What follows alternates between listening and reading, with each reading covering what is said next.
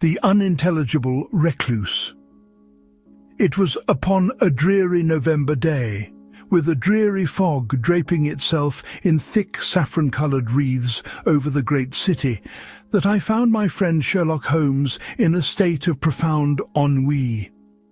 His long, thin form was stretched out upon the sofa, his hands thrust deep into the pockets of his dressing gown, and a cloud of acrid tobacco smoke from his old black clay pipe hung so thickly about him that the features of his face were but a blur in the gloom. He had been silent for the better part of the morning, a sure sign, as I knew well, that his fiercely active brain was chafing against the bars of its enforced idleness. "Watson, you are the most long-suffering of mortals," he said at last, without shifting his position. "To sit there and tolerate my insufferable humours is a testament to a patience that borders upon the saintly.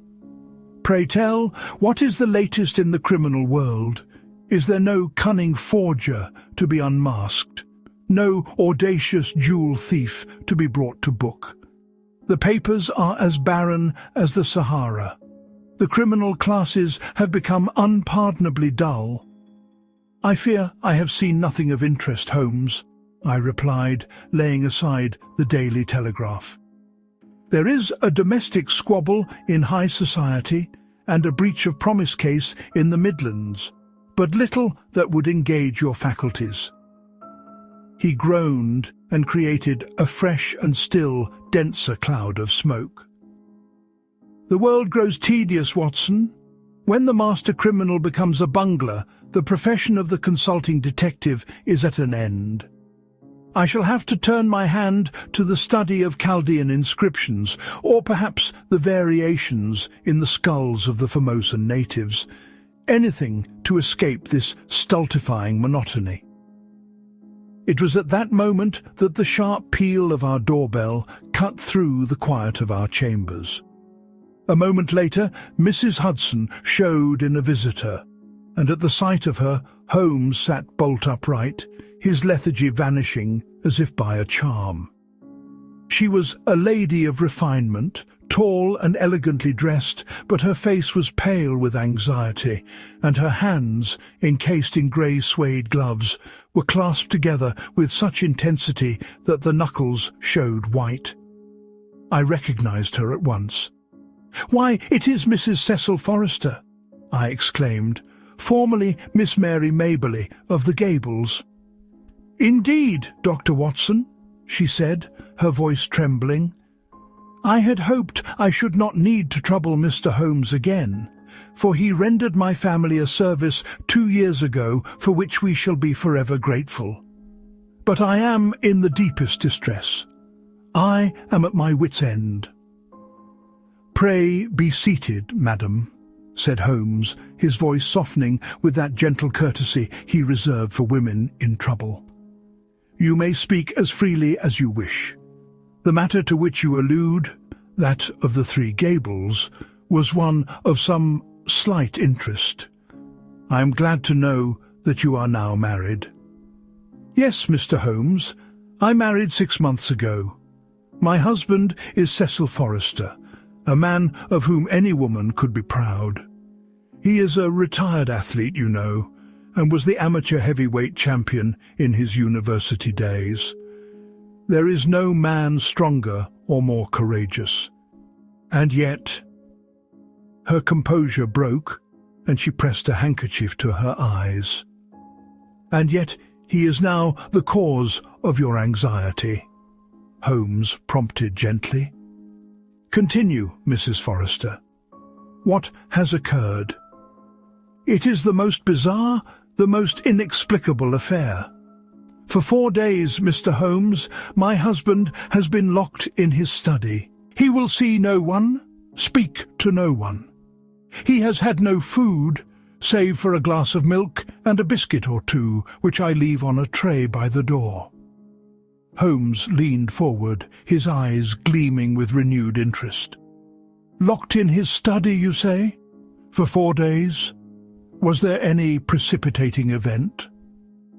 That is the heart of the mystery.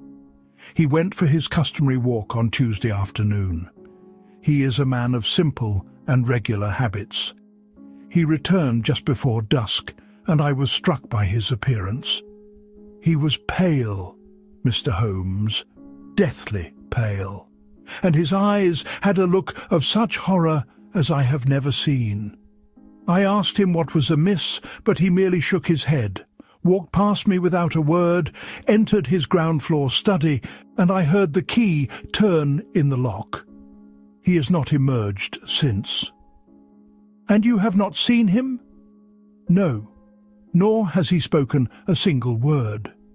His only communication has been in the form of notes, single words scrawled on slips of paper and pushed under the door.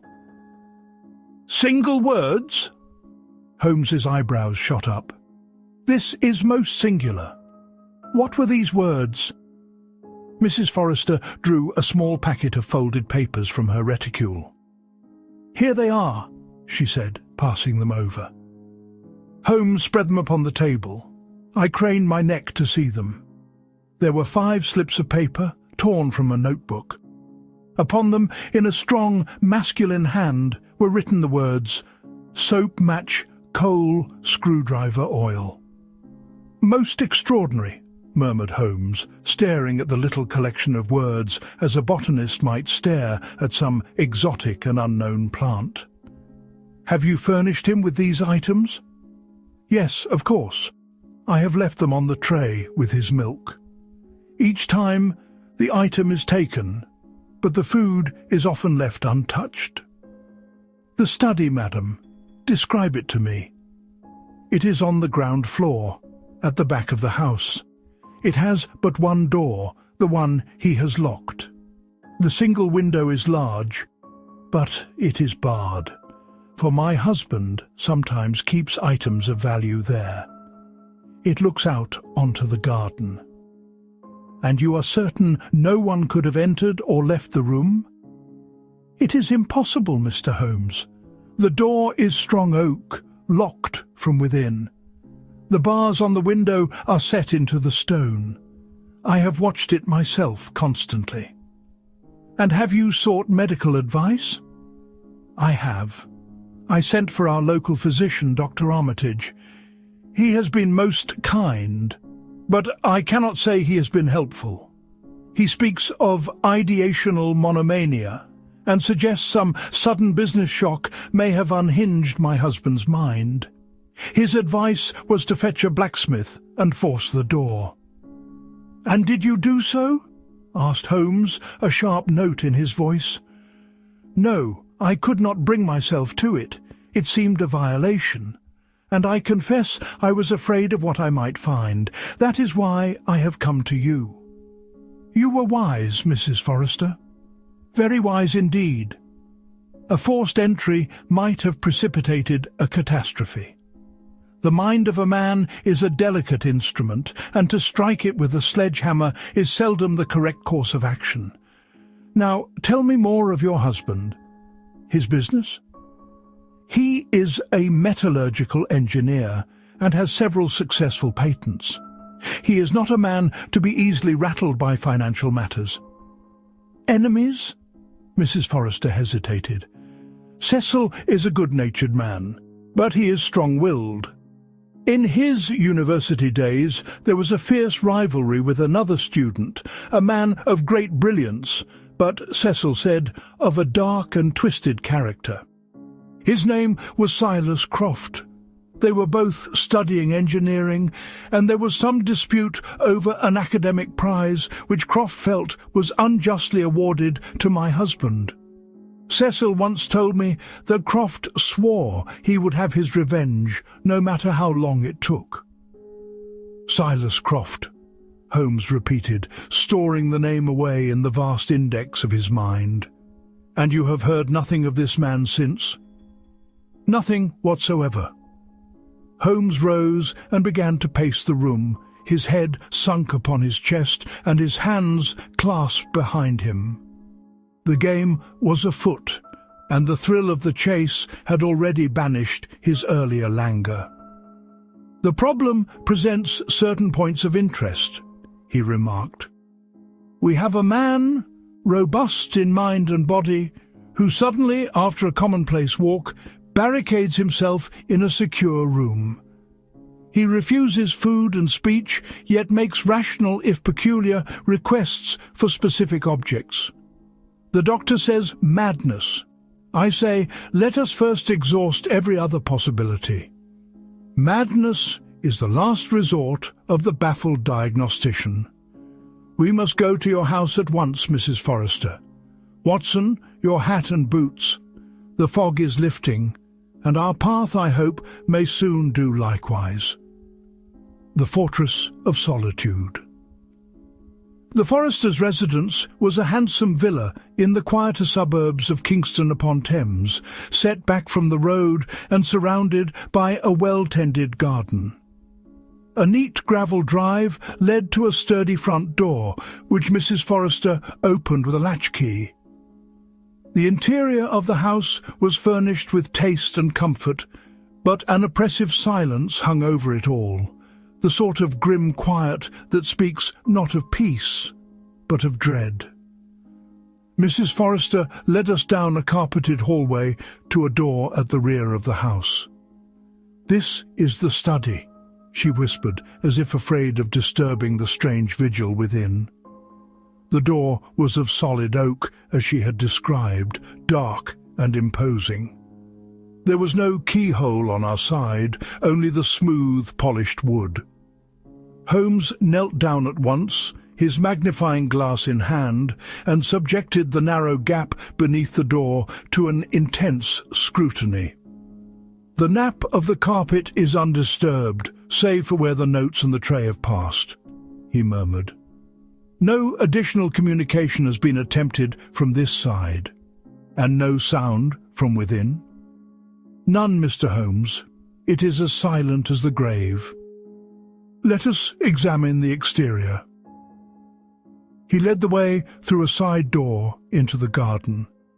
The November air was chill and damp, and the lawn was scattered with wet brown leaves. We rounded the corner of the house and came to a halt before the study window. It was a broad, tripartite affair, but any hope of entry was immediately dashed by the sight of the heavy iron bars, rusted by age, that were sunk deep into the surrounding stonework. Holmes grasped one and exerted his full, wiry strength, but it did not budge in the slightest. He then pressed his face to the glass, peering intently into the gloom within, but the reflection of the grey sky and the dim light of the interior defeated his efforts. "The curtains are not drawn," he observed, "but it is dark within. I can make out the form of a large desk, a fireplace, and bookshelves, nothing more." He began a minute examination of the flower-bed beneath the window, crawling upon his hands and knees in a manner that would have seemed ludicrous were it not for the fierce concentration upon his hawk-like face. "The soil is soft from the recent rains," he said, more to himself than to us. "Here are Mrs. Forrester's footprints, and mine and Watson's. Here, too, are the prints of the gardener's boots from yesterday. But there is nothing else. No one has approached this window for at least 2 days. Our prisoner is truly isolated." He stood and brushed the damp earth from his trouser knees. "Mrs. Forrester, this Silas Croft you mentioned, what was his particular field of engineering?" "I believe it was mechanics," she replied. "He had a particular genius for clockwork and intricate devices, or so Cecil told me. Indeed, a dangerous genius to have in an enemy." Holmes's face was grave. "We are not dealing with a madman, madam. Of that I am now certain. Your husband is engaged upon some desperate and urgent task. These words," he tapped his breast pocket where he had placed the slips of paper, "are not the babblings of a lunatic. They are a list of necessary materials." "A task?" But what task could require such secrecy and drive him to such a state? "Consider the items," Holmes said, turning to me. "Coal and a match suggest he has lit the fire in his study. Why? For warmth? Perhaps, but it is not so cold as to warrant such extreme measures. Oil, a screwdriver, soap. These are the tools of a man who is taking something apart or putting something together. The soap may be for cleaning his hands, or it may be used as a crude lubricant. Your husband, Mrs. Forrester, is a metallurgist. He is also a strong, practical man. He has encountered some object or some piece of information that has horrified him, and he has concluded, rightly or wrongly, that he must deal with it himself, alone and in secret." As he spoke, a rustling sound came from the hallway. We turned to see a slip of paper being pushed from under the study door. Mrs. Forrester gave a little gasp and ran to pick it up. She brought it to Holmes, her hand shaking. He unfolded it and held it out for me to see. Upon it was scrawled a single word: "Pliers. Excellent!" Holmes cried, his eyes alight with intellectual fire. "This confirms my hypothesis. Watson, do you not see? It is a sequence. He is dismantling something complex, and I suspect something profoundly dangerous. Mrs. Forrester, did your husband have any reason to suspect he was being watched or followed on his walk?" "Not that he mentioned, but his walk takes him along a quiet path by the river, through a small copse. It is quite secluded. A perfect place for an enemy to leave a little surprise," Holmes mused. He found something, brought it into the most secure room in his house to examine it, and realized its terrible nature. He locked the door to protect you, his wife, from the danger within. This is not the act of a madman, it is the act of a hero. A wave of relief washed over Mrs. Forrester's face, only to be replaced by a fresh tide of fear. "But what is it, Mr. Holmes? What could be so terrible?" "That," said Holmes grimly, "is what we must discover before it is too late. The man who builds intricate mechanical devices and holds a grudge for years is capable of devilish work. We must establish communication. Shouting would be unwise. It might betray our presence to a listening ear. We must work through you, madam. Fetch a pair of pliers, and with it you will pass a note of my own composition." He took out his notebook and a pencil and scribbled a few lines. He folded the paper tightly and handed it to our client. "Place this on the tray with the pliers," he instructed. "Let us hope this small key unlocks a very large door." The note read, "You are not alone. We understand. Name your enemy and the nature of the threat." We waited in the hallway, a tense and silent trio, for what seemed an eternity. We saw the edge of the tray disappear under the door. For 5 long minutes there was no sound. Then the corner of a piece of paper appeared, pushed out into the hall. Holmes snatched it up. He read it, and his face grew hard as granite. He passed it to me without a word. 3 stark lines were written upon it in a hand that was now unsteady with strain. "Silas Croft, an infernal machine. He has timed it, perhaps in the chimney, the race against the clock." "An infernal machine," I whispered, the words conjuring images of anarchist plots and dreadful explosions. "Good heavens, Holmes!" "Precisely, Watson, the most cowardly and vicious of all weapons. Croft has laid a trap, and Mr. Forrester has walked into it. And now he fights, single-handed, to disarm a time bomb." Holmes turned to our client, his manner calm and reassuring, despite the gravity of the situation. "Mrs. Forrester, your husband's life, and perhaps ours, depends upon your courage and steadiness. "Is there a servant in the house?" "Only our cook, who is out for the afternoon." "Good. I want you to go to the front of the house and wait. Do not betray any alarm. If anyone should call, a tradesman or a visitor, you must send them away with some plausible excuse. Under no circumstances is anyone else to enter this house. Do you understand?" She nodded, her face white, but her eyes resolute. "I will do as you say, Mr. Holmes." As she departed, Holmes turned his full attention back to the oaken door. "The chimney," he murmured. "A classic hiding place. It offers concealment, and if the device includes certain chemicals, a ready-made flue for any telltale vapours. He has had the fire lit, which suggests the object may be metallic, and he feared the effects of damp. Or perhaps he needed the light and warmth for his delicate work. He is dismantling it, piece by piece, but the mention of a timer changes everything. He is no longer merely working, he is racing. What can we do? We are helpless out here. Not entirely, Watson. We are his eyes and ears. Croft may be watching the house, waiting for the blast that will announce his revenge. We must proceed as if we are under observation, but we can still aid him. He knelt by the door again. "Mr. Forrester," he called, his voice low but clear, "this is Sherlock Holmes. I'm here to help you. Do not speak. Rap once for yes, twice for no. Can you hear me?" A pause, and then a single soft thump from within. "Good. Is the device itself in the chimney breast?" Thump. "Did you find it on your walk?" Thump. "Does the timer appear to be clockwork?" Thump. "Have you located the detonator?" A longer pause, and then thump, thump.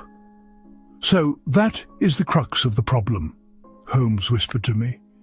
"He cannot find the trigger mechanism. Croft's devilish ingenuity has concealed it." He raised his voice again. "Is there any external wiring leading away from the device?" Thump, thump. "Is it pressure sensitive? That is, will it detonate if its weight is shifted?" Thump, thump. "Is it connected to any part of the room's structure? The floorboards? The mantelpiece?" A long silence. My heart hammered against my ribs. We waited, straining our ears. Finally, a very faint thump reached us. "So it is," Holmes breathed. "Clever. Devilishly clever. He has linked the detonator to the fabric of the room itself. To what, I wonder?" His mind was working at lightning speed. He sprang to his feet and beckoned me to follow him back into the garden. "Watson, if you wished to rig a room to explode and the device was in the chimney, what would be the most logical trigger?" "A tripwire by the door," I suggested. "He's already in the room. That would be of no use. No, it must be something he would be forced to operate. The window is barred and sealed. The door is locked. What else is there? The fireplace itself." He stared intently at the brickwork of the chimney stack. "The flue, Watson. Croft could have rigged the detonator to the lever that operates the chimney flue. It is a simple mechanical action. Perhaps closing it completes a circuit, or opening it releases a spring hammer. Forrester has the fire lit, so the flue must be open. He cannot close it for fear of filling the room with smoke, but what if Croft has set it to detonate if the fire goes out and the chimney cools? Or what if the timer is the primary mechanism and the flue is a secondary anti-tampering trap? It was a terrifying web of possibilities. Inside that silent room, a brave man was fighting against a complex equation of steel and explosives with his life as the stake. "We must know more," Holmes said, his expression grim. He hurried back to the door. "Mr. Forrester, I'm going to ask you to perform a dangerous experiment. Is there a mirror in the room? Thump. I want you to use the pliers to detach the mirror from its backing. Then I want you to secure it to a poker or some other long object and push it up the chimney. Describe to me what you see. Write it down. This is of the utmost importance. The minutes that followed were the most agonizing I have ever endured. The silence from the room was absolute. Was he still alive?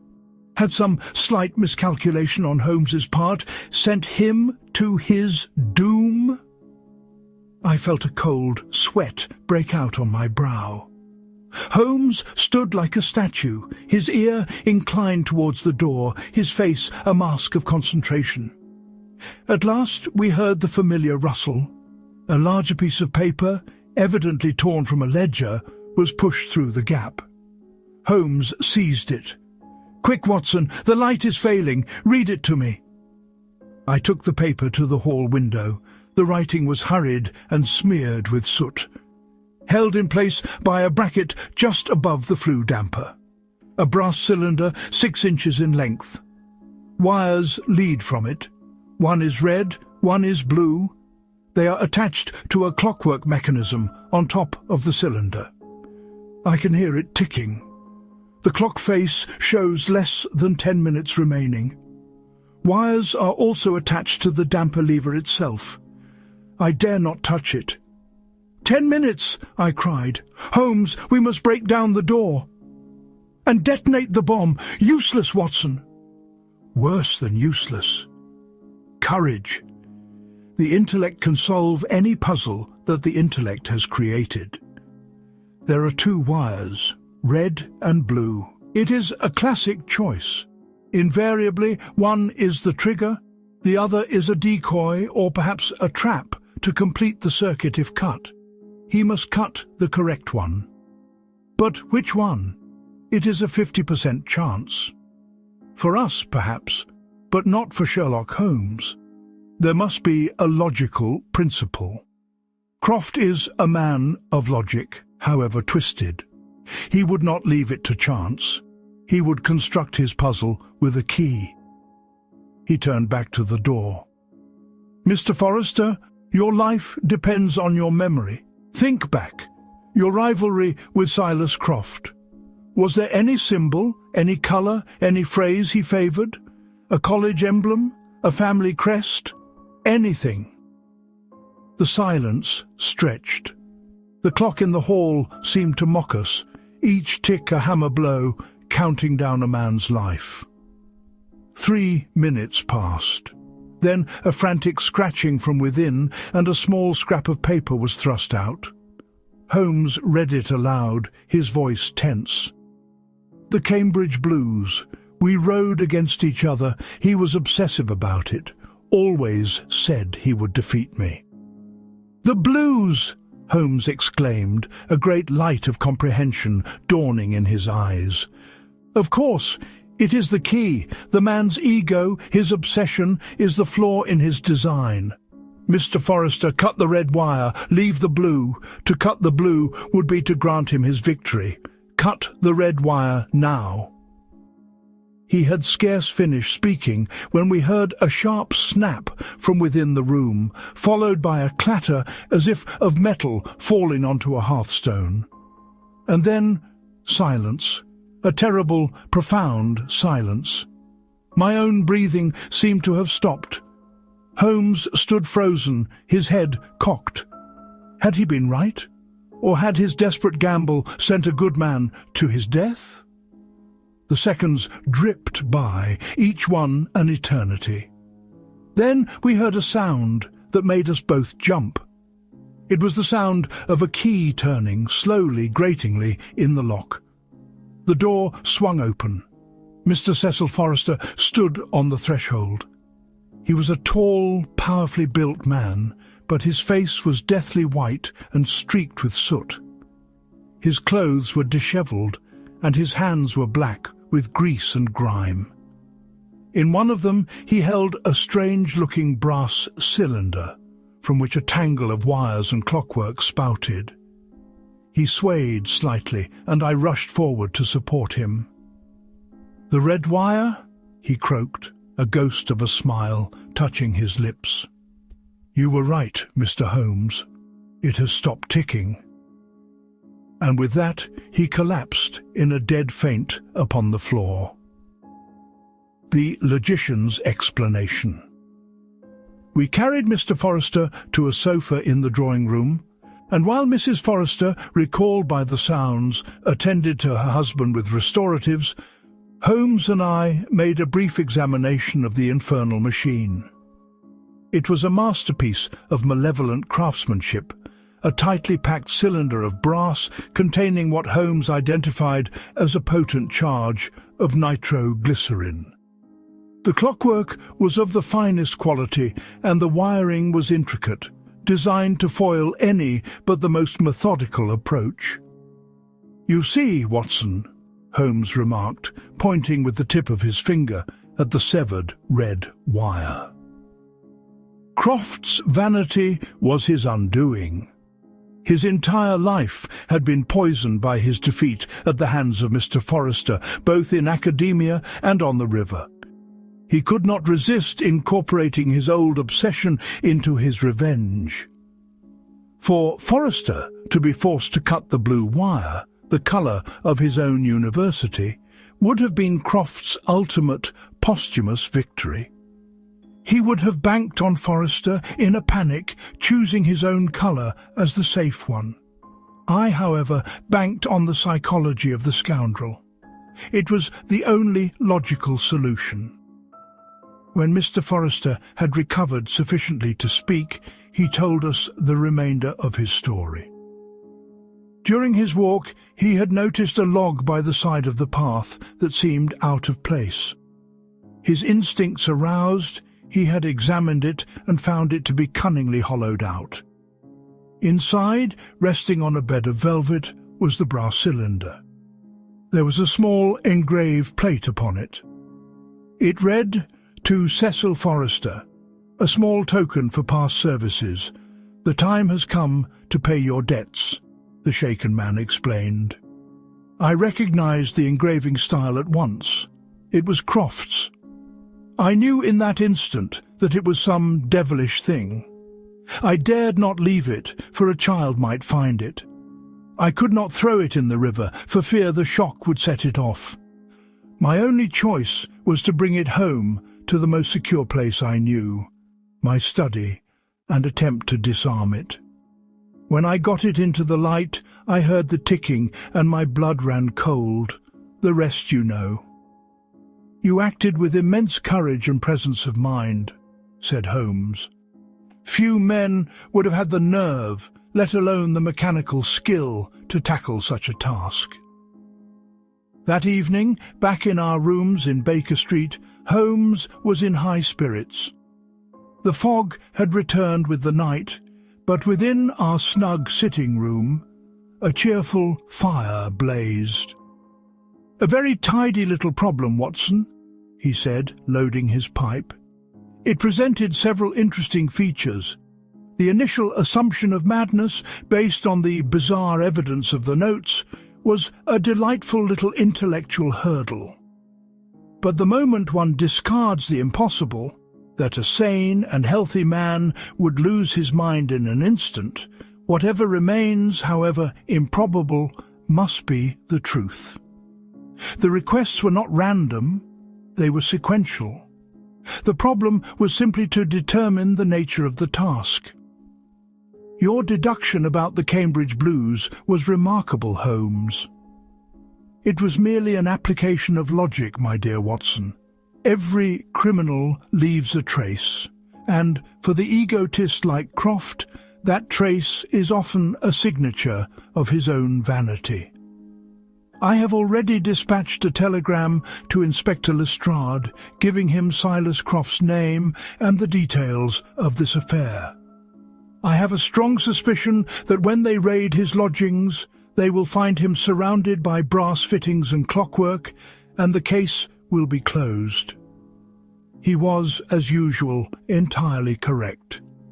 Silas Croft was arrested the following day, a sour, resentful man who confessed to the whole affair with a kind of gloating pride, disappointed only that his masterpiece had failed to perform as intended.